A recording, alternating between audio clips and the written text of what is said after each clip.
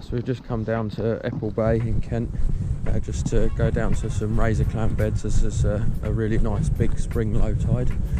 Don't know about you guys, but everyone seems to be quite interested in foraging at the moment, and it's a great way to be sustainable with your food, and also lovely to have some fresh seafood.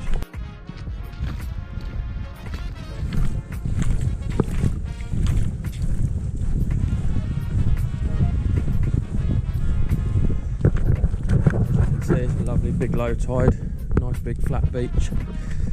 Best way to find out whether you've got shellfish in your area is just by looking at the tide line at high tide, also around the rocks. You can see there razor clam shells washed up. There's been a lot washed up here in the summer. That was how I found this bed, but as you sort of walk around your coastline, you'll find things like worm casts and all sorts of stuff. So there's plenty of food around and plenty of fish and baits as well. So we just got down to the razor clam beds here. You can't really see much until you start moving. Generally you'll find them sort of little holes like this. I don't know if you can see little round dimple holes.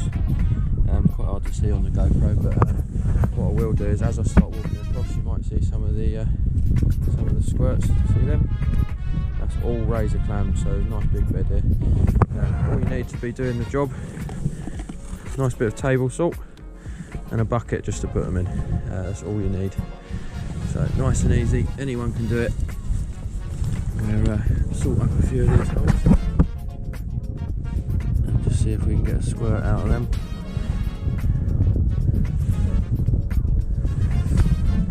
What you find is some go really quickly, some take a little while. If you see one squirt like that, just pour some water down it.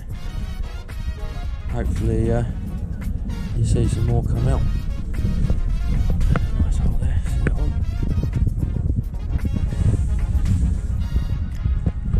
So no movement on these ones yet. I'll come back to them and go and sort some others. Come out of the ground once you've sorted them. They slowly push themselves out. See that? Just keeps coming.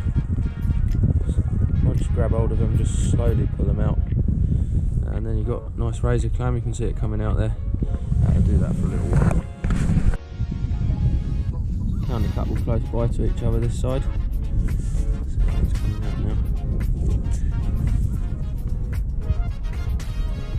They do pull down quite hard, so you do have to grip onto them fairly firmly.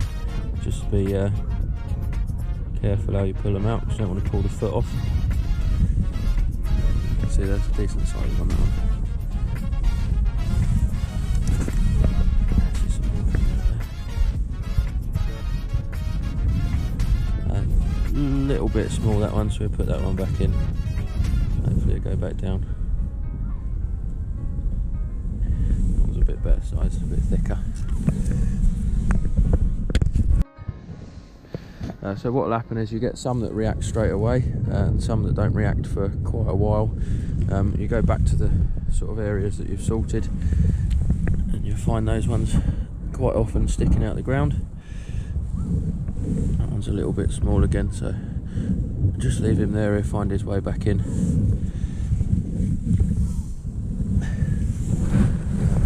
A couple sticking out over here.